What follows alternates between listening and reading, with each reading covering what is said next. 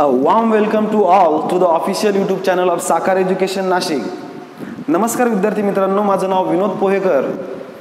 Bank exam preparation करत असणाऱ्या maximum मुलांच्या मनामध्ये जी उत्सुकता होती की IBPS POचं यावर्षीचे नोटिफिकेशन केव्हा येईल, तर तुम्हाला मॅक्झिमम जणांना सध्या कळूनही चुकलेलं असेल की यावर्षीचं IBPS POचं नोटिफिकेशन आलेलं आहे आणि एक्झामला अप्लाय करण्याची जी प्रोसेस आहे ती सुद्धा कालपासून म्हणजे 5 ऑगस्ट पासून स्टार्ट ही झालेली आहे. ज्यावेळेस एखादं ॲडव्हर्टाइजमेंट येते किंवा जे नोटिफिकेशन येतं त्या नोटिफिकेशनमध्ये सर्वात अगोदर आपली जी नजर जाते म्हणजे ती नंबर ऑफ वॅकन्सीजकडे. आणि यावर्षी तुम्ही त्या गोष्टीकडे लक्ष दिलेलं असेल आणि तुम्हाला कळून चुकलेलं असेल की जो वॅकन्सीजचा आकडा आहे तो कमी झालेला आहे यावर्षी. तर या कमी झालेल्या आकड्यामुळे आणि ज्या चर्चा चालू आहेत सध्या, तुम्ही RBIचं काही गाईडलाईन्स किंवा नीती आयोगाच्या गाईडलाईन्स गव्हर्नमेंटला बँकांच्या संदर्भात, मग ते प्रायव्हेटायझेशन असो किंवा मर्जर असो, या संदर्भात तुम्ही ऐकलेलं असतील. त्यामुळं बऱ्याच जणांच्या मनात शंकाही निर्माण झालेल्या असतील की बँक एक्झामच्या बाबतीत आपलं जे फ्युचर आहे ते फ्युचर कसं असेल, ते सिक्युअर असेल का, या बाबतीतही तुमचे प्रश्न असतील. आणि या सर्व झालेल्या गोष्टींमुळे सध्या जो फॉर्म आलेला आहे ते फॉर्म भरत असताना काय काय गोष्टीची मला काळजी घ्यावी लागेल किंवा खास करून जो एरिया आहे तुमचा बँक प्रिफरन्स देण्याचा, तो बँकेचं प्रिफरन्स कसं द्यावं या बाबतीत काही शंका असतील. तर सर्वच प्रकारच्या शंका आपण इथं सॉल्व करण्याचा प्रयत्न करू. ज्या गोष्टी फॅक्ट आहेत त्या फॅक्ट बेसिसवर आपण बोलण्याचा प्रयत्न करू. कुठल्याही प्रकारचा अगदी खूपच जास्त ओव्हर कॉन्फिडन्स न बोलता किंवा तुम्हाला निगेटिव्ह न बनवता जी रियालिटी आपल्याला समोर दिसते त्या बाबतीत आपण चर्चा करणार आहोत अगदी डिटेलपणे. पण त्या अगोदर खूप सारे मुलं जे सध्या बँकिंगचं प्रिपरेशन स्टार्ट करणार आहेत किंवा जे फर्स्ट टाइम या एक्झामला अप्लाय करणार आहेत, आणि तुमच्यापैकी बरेच जण ज्यांना ही जी प्रोसेस आहे ती प्रोसेस नेमकी कशी स्टार्ट होते किंवा याचे स्टेप्स काय आहेत, अप्लाय करण्याची जी प्रोसेस आहे ती प्रोसेस कशी आहे, क्रायटेरिया काय आहे, इलिजिबिलिटी काय असतील, या सर्व गोष्टीविषयी आपण अगोदर जाणून घेऊयात डिटेलमध्ये. आणि त्यानंतर शेवटच्या पार्टमध्ये आपण अगदी विस्तारित स्वरूपाने या तुमच्या ज्या प्रश्न आहेत किंवा ज्या पॉसिबिलिटी आहेत फ्युचरच्या, त्या सर्व पॉसिबिलिटीजला विचार करून आपण एक डिटेल डिस्कशन करणार आहोत. ठीक आहे. तर मित्रांनो, तर चला आपण सध्या हे जे नोटिफिकेशन आलेलं आहे त्या नोटिफिकेशन विषयी जाणून घेऊया. तर बघा मित्रांनो, ज्या टोटल नंबर ऑफ वॅकन्सीज तुम्हाला इथं दिसत आहे ते आता 1417 आहे, म्हणजे 1417 आता इथं वॅकन्सी दिसत आहे तुम्हाला. पण ज्यावेळेस फर्स्ट जे नोटिफिकेशन आलं होतं 2 दिवसांपूर्वी त्या नोटिफिकेशनमध्ये 1167 वॅकन्सी होत्या. पण बँक ऑफ महाराष्ट्रानं, जसं की मी तुम्हाला आता थोड्या वेळापूर्वी सांगितलं की बँक ऑफ महाराष्ट्राने जवळपास 250 वॅकन्सीज ॲड केलेल्या आहेत.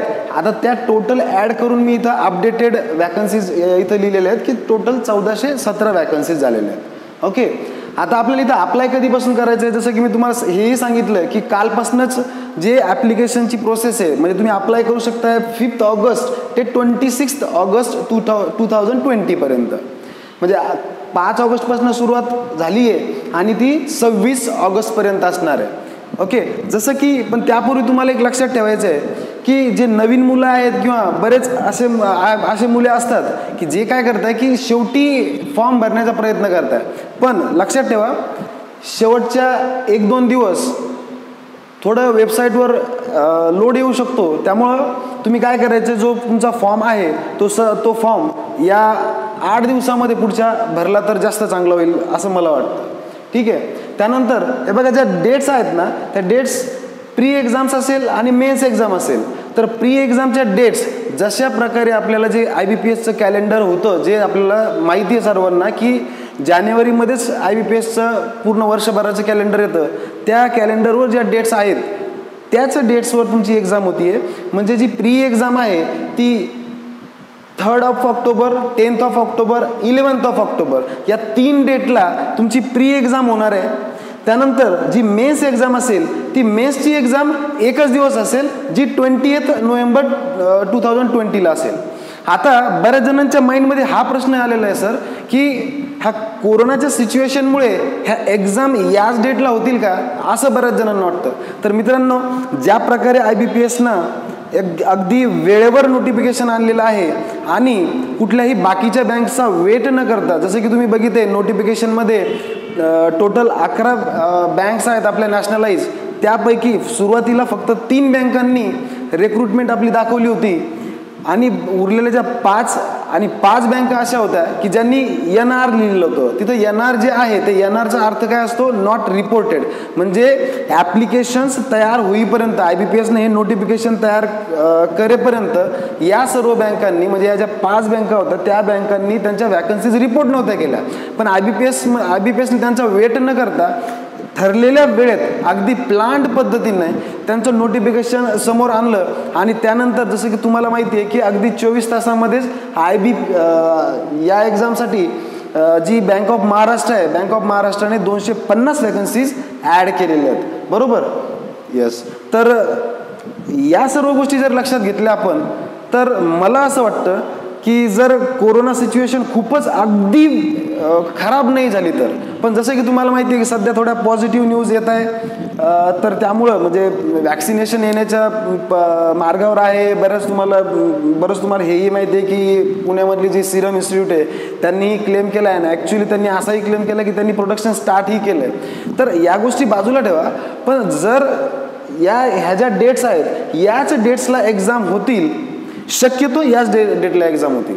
ओके, फक्त एक लक्षात ठेवायचं आपल्याला, जर कोरोनाची ही जी परिस्थिती आहे खूपच जास्त चिघळली किंवा खूपच जास्त परिस्थिती अजून वर्स झाली तर त्याच केसमध्ये या डेट्स चेंज होऊ शकतात. पण असं होणार नाही, म्हणजे असं मला नाही वाटत की आता काही गोष्टी होतील, कारण की आता सर्वच गोष्टी हळूहळू इम्प्रूव्ह होत आहे आणि जो आपला रिकव्हरी रेट आहे तो सुद्धा चांगला आहे. त्यामुळं आय होप की ह्या सर्व एक्झाम्स ज्या डेट आहेत त्या बरोबर याच वेळेवर होतील. तर त्या बाबतीत तुम्हाला काही चिंता करायची नाही. आपल्याला जी चिंता किंवा आपल्याला जी काही काळजी करायची आहे आपल्या त्या प्रिपरेशनच्या बाबतीत करायची आहे. बाकी हे जे प्रश्न आहेत याविषयी आपल्याला चिंता करायची नाही. ओके, आता एक्झाम डेट्स तुम्हाला समजल्या, त्यानंतर इलिजिबिलिटी काय याच्यामध्ये, म्हणजे कोण कोण अप्लाय करू शकतं. जसं तुम्हाला माहिती आहे की बँक्स एक्झाम्स ह्या ॲनी ग्रॅज्युएट कॅन अप्लाय अशा प्रकारे एक ऑपॉर्च्युनिटी सर्वच बॅकग्राऊंडच्या विद्यार्थ्यांना मिळालेली असते. तर IBPS PO यावर्षी सुद्धा ॲनी ग्रॅज्युएट कॅन अप्लाय, म्हणजे कुठलाही BA, BCom, BSc, इंजिनिअरिंग कुठलंही पद्धतीचं तुमचं जर ग्रॅज्युएशन असेल, आणि सर्वात महत्त्वाची गोष्ट त्याला काही मिनिमम पर्सेंटेजचं क्रायटेरिया आहे का सर, तर नाही. म्हणजे तुम्ही फक्त पासही झालेला असाल तरी सुद्धा तुम्ही या एक्झामला अप्लाय करू शकता. ठीक आहे, येस. पण त्यामध्ये एक गोष्ट लक्षात ठेवायची आहे, आता बरेच मुलं असे असतील की ज्यांचं यावर्षी फायनल इयर होतं आणि काही जणांचे रिझल्ट्स आलेले आहेत किंवा काही जणांचे रिझल्टच्या बाबतीत थोडा खास करून महाराष्ट्राच्या बाबतीत असेल किंवा जे फायनल इयरचे जे स्टुडंट्स आहेत ज्यांचा रिझल्ट आलेला नाही आहे, तर त्या मुलांनी काय करावं, सर मग आम्ही अप्लाय करू शकतो का. हे बघा, एक लक्षात ठेवायचं आहे, अप्लाय तुम्ही करू शकता फक्त तेव्हाच जर तुमचा फायनल इयरचा रिझल्ट हा 26 ऑगस्ट या डेटपर्यंत 26 ऑगस्टपर्यंत जर तुमचा फायनल रिझल्ट तुमच्या हातामध्ये येतोय तर त्याच केसमध्ये तुम्हाला या एक्झामला अप्लाय करता येणार आहे. ठीक आहे, त्यामुळे कुठलीही अशी शंका किंवा जास्त प्रश्न किंवा स्वतःला जास्त कन्फ्यूज करण्यामध्ये किंवा काळजीमध्ये जास्त पडायचं नाही आहे. सरळ सरळ तुम्हाला माहिती आहे की 26 ऑगस्टपर्यंत तुमचा जर फायनल इयरचा रिझल्ट, हे मी कुणासाठी सांगतोय, खास करून जे नवीन जे फ्रेशर्स आहेत आणि जे यावर्षी ग्रॅज्युएशन झालं आहे किंवा ज्यांनी यावर्षी फायनल इयरची एक्झाम दिली आहे त्यांच्यासाठी ही गोष्ट लक्षात ठेवायची आहे की 26 ऑगस्ट 2020पर्यंत तुमचं ग्रॅज्युएशन सर्टिफिकेट म्हणजे ग्रॅज्युएशन कंप्लीट झालेलं पाहिजे आणि त्याच केसमध्ये तुम्ही अप्लाय करू शकता. अदर केसेसमध्ये म्हणजे जर तुमचं रिझल्ट हा तोपर्यंतही नाही लागला तर तुम्ही अप्लाय करू शकत नाही, याची आपली सर्वांनी नोंद घ्यायची आहे. ठीक आहे, येस. बाकी जे अगोदर प्रिव्हियस इयर्सला किंवा त्या अगोदर पास आउट झालेले स्टुडंट्स आहेत त्या बाबतीत कुठल्याच प्रकारचा प्रश्न नाही आहे, बरोबर. येस, तर हे तुम्हाला समजलं. येस, आता त्यानंतर जो प्रश्न आहे तो एजचा, म्हणजे एज क्रायटेरिया काय आहे, तर एज बघा मित्रांनो, इथं 20 वर्ष ते 30 वर्ष, म्हणजे मिनिमम तुमचं एज हे 20 असलं पाहिजे आणि मॅक्झिमम 30 इयर्स असलं पाहिजे. आता हे कुणासाठी, ओपन कॅटेगरीच्या मुलांसाठी किंवा जे EWSचे कॅटेगरीचे मुलं असतील. Okay, yes. EWSच्या बाबतीत थोडं चेक करून घ्या, पण तरीसुद्धा ओपन कॅटेगरीचे जे आहेत त्यांच्यासाठी हे 20 ते 30 वर्षाचं जे क्रायटेरिया आहे तो लक्षात ठेवायचा आहे. बाकी OBCसाठी तुम्हाला माहिती आहे +3 इयर्स असतात, त्यामुळं 30+3 दॅट इज 33 इयर्सपर्यंत OBCचे मुलं कॅन्डिडेट अप्लाय करू शकता आणि SC STसाठी जवळपास 5 वर्षांचं रिलॅक्सेशन असतं एजमध्ये, तर त्या केसमध्ये ते 35 इयर्सपर्यंत अप्लाय करू शकतात. ठीक आहे. आणि याला अप्लाय करण्याची जी ऑफिशियल वेबसाईट आहे ती वेबसाईट प्रॉपरली चेक करायची. आपण याच वेबसाईटला व्हिजिट करतोय का, तर www.ibps.in या वेबसाईटवर आपण जायचं आहे आणि एक न्यू रजिस्ट्रेशनवर तिथं क्लिक करायचं आणि प्रॉपर गाईडलाईन्स रीड करून तुम्हाला फॉर्म भरायचा आहे. ठीक आहे. येस. आता हे झालं मित्रांनो एक्झामच्या एक थोडी माहिती. पण आपण आता बऱ्याच जणांना प्रश्न आहे की हे जे स्ट्रक्चर असणार आहे एक्झामचं, आता जे खास करून जे नवीन मुलं आहे, जुन्या मुलांना या स्ट्रक्चरविषयी माहिती आहे, त्याच प्रकारचं यावर्षी स्ट्रक्चर आलेलं आहे. ओके. पण खास करून जे नवीन मुलं आहेत, जे फर्स्ट टाइम प्रिपरेशन करण्याचा विचार करताय, त्या मुलांसाठी लक्षात ठेवायचं आहे ही जी एक्झाम असणार ही ॲक्च्युली तीन स्टेज असतील याला. म्हणजे एक प्री एक्झाम असेल, त्यानंतर मेन्स एक्झाम असेल आणि ज्यावेळेस तुम्ही मेन्स एक्झाम क्लिअर करता त्या केसमध्ये तुम्हाला इंटरव्ह्यू सुद्धा असेल. तर त्या बाबतीत आपण नंतर बोलूयात. ठीक आहे. येस. तर हे बघा, सध्या प्री एक्झामचं स्ट्रक्चर कसं असणार आहे, इंग्लिश लँग्वेज असेल, इंग्लिश लँग्वेज, त्यानंतर क्वांटिटेटिव्ह ॲप्टिट्यूड मी शॉर्ट फॉर्ममध्ये लिहिलेलं आहे मुद्दामून. ओके. त्यानंतर रिझनिंग ॲबिलिटी असणार आहे तुमची. म्हणजे प्री एक्झामला तुमचे 3 सब्जेक्ट असतील, जिथं तुमचे क्वेश्चन्स असतील इंग्लिशसाठी 30 आणि मार्क्ससुद्धा 30 असतील. आता इथं बघा तुम्हाला इथं दिलेलं आहे जे टाईम आहे तो सेपरेटली टाईम आहे. म्हणजे हा जो इंग्लिश सेक्शन आहे याच्यासाठी सेपरेट 20 मिनिटाचा टाईम आहे. तुम्ही याला स्किप करू शकत नाही जोपर्यंत तुमचे 20 मिनिट संपत नाही, म्हणजे पुढच्या सेक्शनवर जाऊ शकत नाही. ठीक आहे. क्वांटिटेटिव्ह ॲप्टिट्यूडचे क्वेश्चन्स असतील 35 आणि मार्क्ससुद्धा त्यासाठी 35 असतील. Again the separate timing is of 20 minutes.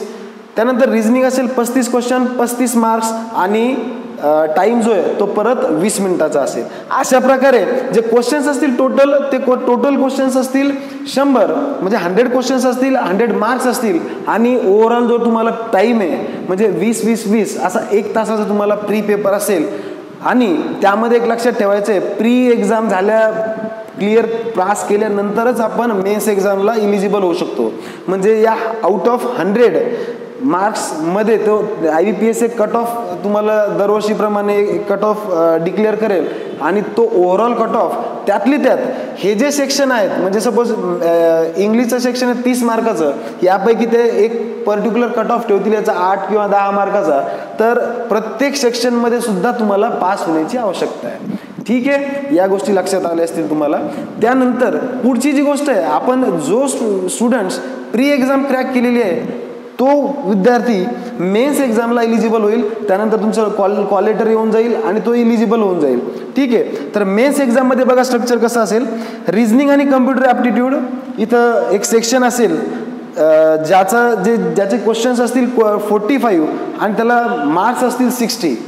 आता इथे एक लक्षात ठेवा की बऱ्याच जणांना वाटतं इथं कम्प्युटर ॲप्टिट्यूड आहे, पण जेव्हापासून या प्रकारचं सेक्शन IBPS आपल्याला देतं नोटिफिकेशनमध्ये तेव्हापासून मित्रांनो की कम्प्युटर ॲप्टिट्यूडचे क्वेश्चन हे मेन्समध्ये ॲक्च्युअली विचारल्याच जात नाही आहेत. म्हणजे आपण जर का मागच्या 3-4 वर्षाचा जर का एक एक्सपिरियन्स बघितला तर कम्प्युटर ॲप्टिट्यूडचे क्वेश्चनच नसतात. असेल तरी 1 ते 2 क्वेश्चन असतील. त्यामुळं मॅक्झिमम जो फोकस असणार आहे तुमचा तो असायला पाहिजे रिझनिंग या सेक्शनवर. तर त्याचे क्वेश्चन्स असतील 45 आणि मार्क्स असतील त्याला 60 मार्क्स असतील. ठीक आहे. आणि यामध्ये जे सेपरेट टायमिंग मेन्सला सुद्धा तुम्हाला सेपरेट टायमिंग असेल जो 60 मिनिट्सचा असेल. ठीक आहे. यस. आता त्यानंतर पुढं बघा दुसरं जे सेक्शन असेल जनरल अवेअरनेसमध्ये तुम्हाला जो विचारणारे प्रश्न असतील ते जनरल अवेअरनेस, इकॉनॉमी आणि बँकिंग अवेअरनेसच्या संदर्भात खास करून त्यांचा क्रायटेरिया असेल प्रश्न विचारण्याचा. ठीक आहे. तर जनरल अवेअरनेसच्या सेक्शनमध्ये सुद्धा क्वेश्चन 40 असतील. त्यानंतर त्याचा मार्क्स जो आहे तो मार्क्स 40 असतील त्याला, आणि जो टाइम लिमिट आहे सेपरेट टायमिंग तो 35 मिनिट्सचा असेल. त्यानंतर आपला प्रश्न येतो आपल्या इंग्लिश लँग्वेजचा. तर इंग्लिश लँग्वेज बघा, इथं तुम्हाला इंग्लिश लँग्वेजचे क्वेश्चन्स 35 दिसतील आणि मार्क्स जे असतील इंग्लिशला सेक्शनला त्या, तर ते असतील 40 मार्क्स. ठीक आहे, आणि विथ 40 मिनिट्स सेपरेटली. ठीक आहे, यस. त्यानंतर दुसरा जो सेक्शन आहे बघा मित्रांनो, इथं डेटा ॲनालिसिस अँड इंटरप्रिटेशन दिलेलं आहे. म्हणजे आता हा क्वांटिटेटिव्ह ॲप्टिट्यूडच आहे, पण खास करून यांनी जे फोकस केलेलं आहे, यांचं म्हणणं आहे की जो पेपर असेल मॅथ्सचा स्पेसिफिकली जो क्वांटचा जो सेक्शन असणार आहे तो मॅक्झिमम त्यांचा फोकस असेल डेटा ॲनालिसिसवर आणि त्याच्या इंटरप्रिटेशनवर. ओके, त्यानुसार आपण आपली स्ट्रॅटेजी बनवायची आहे, एक स्टडी प्लॅन बनवायचा आहे आणि मेन्सची तयारी सुद्धा सोबतच करायची आहे. कारण की आपल्याकडे जास्त फार दिवस नाही आहेत तुमच्याकडे मेन्सपर्यंत वेगळं प्रिपरेशन करण्यासाठी. ठीक आहे, तर हे बघा टोटल क्वेश्चन्स आहेत 155, टोटल मार्क्स असतील 200, आणि जो ड्युरेशन तर सेपरेट टायमिंग आहे त्यामुळं 3 hours असंही मी टॅली केलेलं आहे, पण सेपरेट टायमिंग असेल प्रत्येक सेक्शनला. ओके, आता राहिला प्रश्न, ज्या केसमध्ये ज्यावेळेस तुमचे हे जे 4 सेक्शन संपतील, म्हणजे हे ऑब्जेक्टिव्ह पेपर असेल, हा जो सेक्शन आहे हा ऑब्जेक्टिव्ह असेल तुम्हाला माहिती आहे, आणि त्यानंतर जसं तुमचा हा पार्ट संपणार त्यानंतर लगेच एक इंग्लिश सेक्शन परत येऊन जाईल. आपण हे जो इंग्लिश सेक्शन असेल तिथे तुम्हाला ऑब्जेक्टिव्ह इंग्लिश नसणार आहे. जसं तुम्हाला या सेक्शन या ठिकाणी होतं की क्वेश्चन असतील आणि ऑब्जेक्टिव्ह म्हणजे तुम्हाला टिक मार्क्स टिक करायचे अप्रोप्रिएट आन्सरच्या अगेन्स्ट. आणि इथं तुम्हाला काय असणार आहे, हे ऑब्जेक्टिव्ह पेपर नसेल तर तुम्हाला डिस्क्रिप्टिव्ह असेल, म्हणजे तुम्हाला you have to write it down. आता लिहित असताना सुद्धा तुम्हाला पेन आणि पेपर देणार नाही येतं. तुम्हाला हा जो एसे किंवा लेटर लिहायचा आहे तर ते सर्व तुम्हाला कम्प्युटरवर लिहायचे. त्यामुळं थोडी एक प्रॅक्टिस आपण कम्प्युटरच्या कीबोर्डवर पण करायला पाहिजे. ओके, त्याविषयी आपण इंग्लिशच्या सेक्शनमध्ये किंवा इंग्लिशच्या लेक्चरमध्ये मी तुम्हाला एक प्रॉपर गाईडलाईन्स इंग्लिशच्या बाबतीत देईल. कारण की इथं बघा हे डिस्क्रिप्टिव्ह आहे, जिथं तुम्हाला काय असणार आहे बघा 2 क्वेश्चन असतील. एक क्वेश्चन असेल लेटर रायटिंगचा आणि दुसरा क्वेश्चन असेल तो म्हणजे एसे रायटिंगचा. त्यामध्ये तो जो स्क्वेअर आहे ते जे सेक्शन आहे त्यामध्ये तुम्हाला 25 मार्क्स असतील आणि सेपरेट टायमिंग दिला असेल 30 मिनिट्सचा. ठीक आहे, तर ओव्हरऑल काय होतंय तर 225 मार्काचं पेपर असेल जो मेन्स असेल. ओके, मेन्सचा कट ऑफ ही 225 पैकीच लागतो तुमचा. लास्ट इयरचा जो कट ऑफ होता आउट ऑफ 225 हा मला वाटतं 71.5 समथिंग होता. Okay, yes. तर या प्रकारे हे एक्झामचं स्ट्रक्चर आहे. आय होप तुम्हाला हे समजून आलेलं असेल. आणि जसं की तुम्हाला मित्रांनो माहिती आहे, ज्या मुलांना थोडं नाही समजलं तर त्यांनी लक्षात ठेवायचे हा व्हिडिओ रेकॉर्डेड आहे, तर थोडं मागं जाऊन सुद्धा बघू शकता तुम्ही याला. ठीक आहे, येस. आता काही गोष्टी आपल्याला लक्षात ठेवायच्या मित्रांनो. हे झालं एक्झामचं स्ट्रक्चर, म्हणजे अप्लाय कसं करायचं, एक्झाम कशा पद्धती असणार आहे, म्हणजे प्री असेल मेन्स असेल. ओके, आता काही गोष्टी आपल्याला लक्षात ठेवायच्यात. जे फॉर्म भरत असताना आपल्याला काय करायचं आहे, तर आपल्याला फॉर्म भरत असताना ॲक्च्युअली खास करून जे नवीन मुलं आहेत त्या मुलांसाठी मी सांगतोय, तर फॉर्म भरत असताना तुम्हाला कुठल्या गोष्टींची माहिती तुमच्याकडे ठेवावी लागेल while filling the form. Okay, yes. तर त्या गोष्टीविषयी आपण बघूया. तर बघा मित्रांनो, आपल्याला या सर्व गोष्टींची म्हणजे हे जे माहिती आहे ती इन्फॉर्मेशन तुम्हाला लागणार आहे फॉर्म भरत असताना. हे कारण मी मुद्दामून सांगतोय कारण की बरेच मुलं नवीन असतात आणि ज्यांना फर्स्ट टाइम अप्लाय करायचं आहे, तर ते मुलं असतील किंवा बऱ्याच आपल्याला सर्व गोष्टींची माहिती असणं तर आवश्यकता आहे. म्हणजे कुठली इन्फॉर्मेशन आपल्याला फॉर्म भरत असताना लागणार आहे त्या गोष्टी जर आपल्याकडे ऑलरेडीच असतील तर मग आपला गोंधळ उडणार नाही आहे फॉर्म भरत असताना. ठीक आहे, तर मग काय लागतंय तुम्हाला की तुमचं नाव प्रॉपर असलं पाहिजे, याची काळजी घ्यायची आहे. जे डॉक्युमेंट तुम्ही एक्झाम सेंटरला ID प्रूफ म्हणून नेणार आहे आणि त्या डॉक्युमेंटवर तुमचं ज्या प्रकारे नाव आहे अगदी त्याच प्रकारचं नाव तुमचं इथं तुम्हाला पुट करायचं आहे. त्यानंतर तुमचा ॲड्रेस असेल, मग तो कम्युनिकेशन ॲड्रेस आणि परमनंट ॲड्रेस हे दोन्ही ॲड्रेस तुम्हाला तिथं टाकावे लागतील. मोबाईल नंबर आणि ईमेल ID लागेल.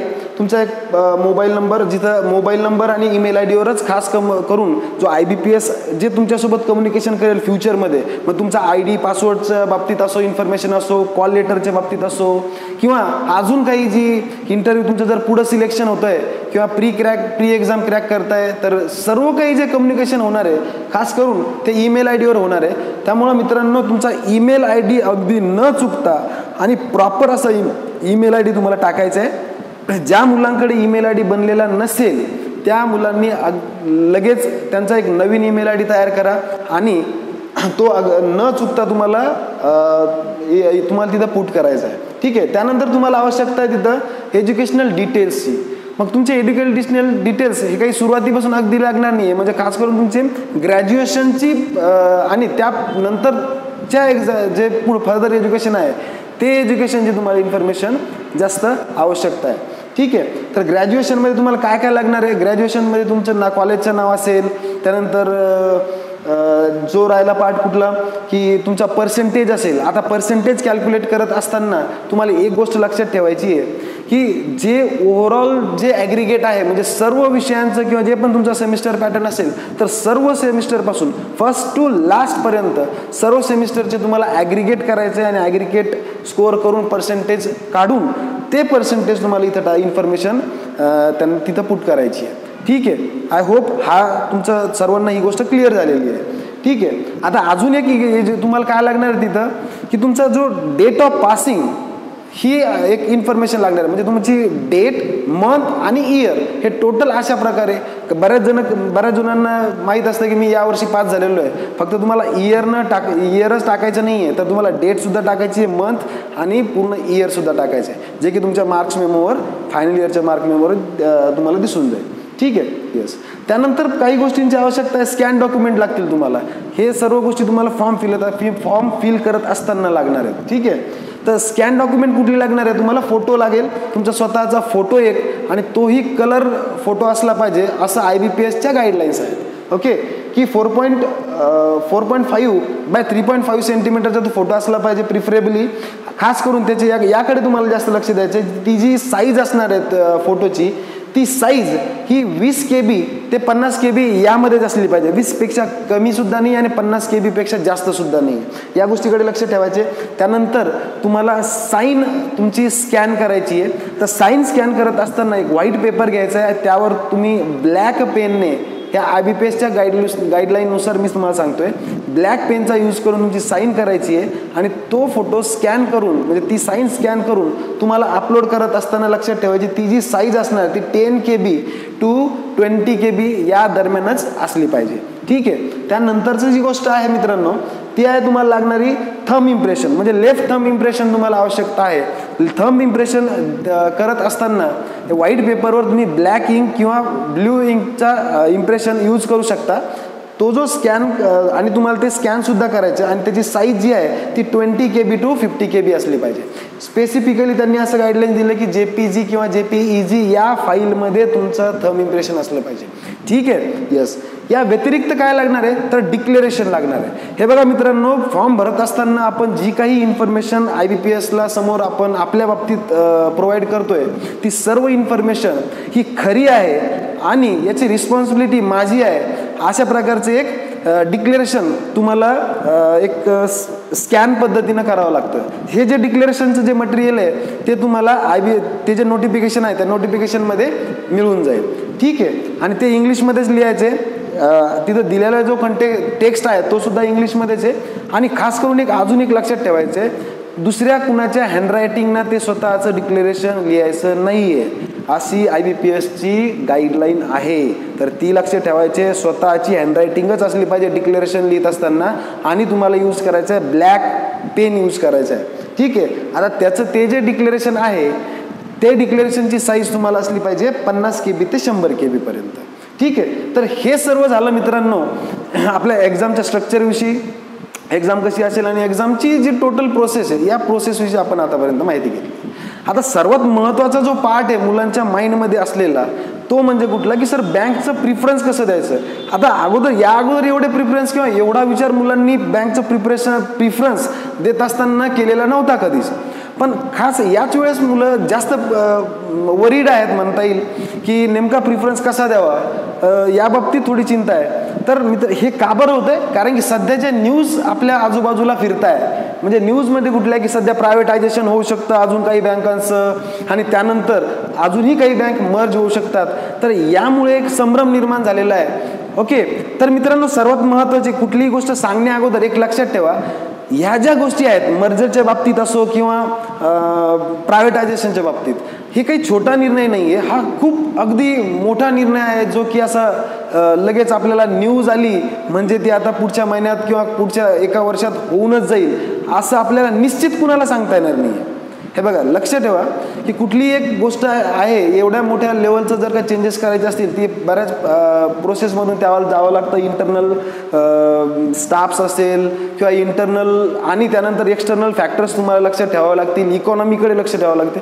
हे सर्व जी चर्चा आहे किंवा हे जे सर्व पॉसिबिलिटीज आहेत हे गव्हर्नमेंटचं काम आहे आणि गव्हर्नमेंट या गोष्टीवर निर्णय घेईल.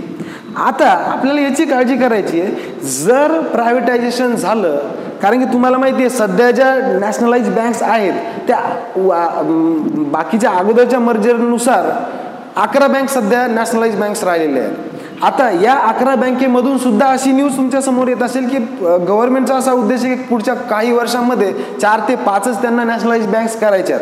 आता त्या कशा पद्धतीनं करायच्यात, डिसइन्व्हेस्टमेंट करून करायच्यात की प्रायव्हेटायझेशन काही बँक प्रायव्हेट करून टाकायच्यात, याविषयी आपल्याला अजून क्लिअर आयडिया नाही आहे. म्हणजे कुणालाच अजून क्लिअर आयडिया नाही आहे. त्यावर असं ऑथेंटिकेट मत असं अजून काही गव्हर्नमेंटनं डिक्लेअर केलेलं नाही आहे. ठीक आहे, एक सजेशन असणं, सपोज RBIनं सजेशन दिलेलं असेल. हे बघा, RBIनं बँकांच्या मर्जरविषयी किंवा हे जे सध्या विषय चालू आहे प्रायव्हेटायझेशनच्या संदर्भात RBIनं एक गाईडलाईन्स दिली आहे किंवा RBIचं जे रिकमेंडेशन आहे गव्हर्नमेंटला ते प्रिफरेबली प्रायोरिटी त्यांनी कशासाठी दिलेली आहे की एक डिसइन्व्हेस्टमेंट करा आणि गरज पडली तर प्रायव्हेटायझेशन. पण स्पेसिफिकली RBIचं जे गाईडलाईन्स आहे ते डिसइन्व्हेस्टमेंटकडे, म्हणजे जो वाटा आहे तो 50 to 51% हा नॅशनलाइजच राहायला पाहिजे आणि बाकी जी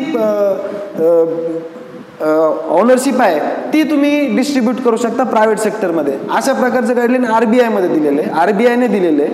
आणि नीती आयोगाचं गाईडलाईन्स थोड्या वेगळ्या आहेत. नीती आयोगाची गाईडलाईन्स आहेत की पर्टिक्युलर काही बँक्स आहेत, स्पेसिफिकली ह्या ज्या बँक्स आहेत बघा, मी इथे लास्टला लिहिले आहेत, bank of Maharashtra, UCO bank आणि पंजाब सिंध बँक, ह्या सध्या थोड्या लॉस मेकिंग बँक आहेत. तर मग त्यांचं प्रायव्हेटायझेशन करून एक त्या पद्धतीनं निर्णय घेण्याचा नीती आयोगाने सल्ला गव्हर्नमेंटला दिलेला आहे. आता या बाबतीत काय होईल हे नंतर डिसाईड करता येईल. तर आज मित्रांनो आपल्याला लक्षात ठेवायचं आहे की फॉर्म फिल करत असताना कुठल्या कुठल्या गोष्टीकडे लक्ष ठेवायचं आहे तुम्हाला. हे बघा, अशा बँक्स आपण लक्षात ठेवू. हे बघा, हे जेव्हा होईल तेव्हा होईल. म्हणजे काही बँक्स मर्ज होतील आणि काही बँक प्रायव्हेट होऊही शकतात. Nobody knows about it. Okay, आता बरेच जण तुम्हाला सांगतात की या एकदम याच्यावर खूप या 3 बँकांवर थोडं जास्त डिटेल चर्चा झालेली आहे, त्यामुळे असं वाटतं की या एकदम रिस्की झोनमध्ये. हे बघा, रिस्की झोन आहे, हा निर्णय गव्हर्नमेंटचा आहे. तर तो निर्णय चेंजही होऊ शकतो किंवा तसाच जर राहिला तर मग आपल्याला विचार करायचा, त्यानुसार आपण बँक प्रिफरन्स इथं आपण देणार आहोत. ठीक आहे, तर मग अगोदर लक्षात ठेवत असताना जसं बाकीच्यांनी तुम्हाला सांगितलेलं असेल त्याच प्रकारे आपणही काही गोष्टींचा एक ॲनालिसिस करूनच बँक प्रिफरन्स देऊयात की कुठल्या ज्या सेक्युअर ज्या बँका सध्या मर्जरच्या निर्णयामध्ये येणार नाही आहेत, कारण की त्यांचं ऑलरेडी काही बँकांचं मर्जर त्यांच्यासोबत झालेलं आहे, तशा बँक असतील तर त्या बँक आपण प्रायोरिटी बेसिसवर ठेवू. त्यानंतर अशा बँका ज्या सेफ झोनमध्ये आहेत की यांच्यावर ह्या बँक थोड्या स्ट्रॉंग लेवलला आहेत आणि त्यांचं मर्जर किंवा एक प्रायव्हेटायझेशन होण्याच्या काही असं खूप लवकर अशा पॉसिबिलिटी नाही आहेत, त्या बँका असतील. आणि लास्टला आपण या काय करू, हे बघा स्पेसिफिकली आपण या 3 ज्या बँका आहेत ना, bank of Maharashtra, UCO bank आणि Punjab and Sindh bank, sorry हे लक्षात ठेवायचे, पंजाब अँड सिंध बँक आहे. तर या 3 बँक आपण लास्ट प्रायोरिटी द्यायची, कारण की याला लास्ट प्रायोरिटी द्यायची आहे म्हणजे आता या प्रायव्हेट सेक्टर होणारच, या बँका प्रायव्हेट होतीलच असं मनात एक घर करायचं नाही. म्हणजे असं एक तुम्हीच एक कन्सिडरेशन करायचं नाही आहे. ओके, फक्त एक आपलं जे ॲप्रिहेन्शन आहे तेच आपल्याला कमी व्हावं किंवा जी भीती आहे प्रायव्हेटायझेशनच्या बाबतीत ती थोडी कमी व्हावी, त्या बाबतीत तुम्ही यांना लास्ट प्रायोरिटी द्यायची आहे. तर बाकी तुम्हाला प्रिफरन्स लक्षात ठेवायचं आहे. सध्या बँक ऑफ बडोदा किंवा पंजाब नॅशनल बँक या थोड्या सेक्युअर्ड बँक आहेत. माहिती आहे तुम्हाला की बँक ऑफ बडोदाचं सध्या वॅकन्सी त्यांनी 0-0 दिलेली आहे, पण तरी सुद्धा जर 0 आहे तर तुम्हाला नेक्स्ट पॉसिबिलिटी विचार करून पंजाब नॅशनल बँकच मिळणार आहे. ठीक आहे, तर या प्रकारे तुम्ही याला पंजाब नॅशनल बँकला वरही ठेवू शकता किंवा बँक ऑफ बडोदाला सेकंड नंबरला देऊ शकता, पण प्रायोरिटी तुम्ही अशी द्यायची आहे. त्यानंतर बघा कॅनरा बँक मी इथं दिलेलं आहे. कॅनरा बँक, UBI बँक म्हणजे कॅनरा बँक ही एक लार्ज स्केलच्या बँक आहेत. यांचं प्रायव्हेटायझेशन किंवा यांच्यावर काही गव्हर्नमेंट काही निर्णय घेईल आता इथं थोडी पॉसिबिलिटी कमी आहे.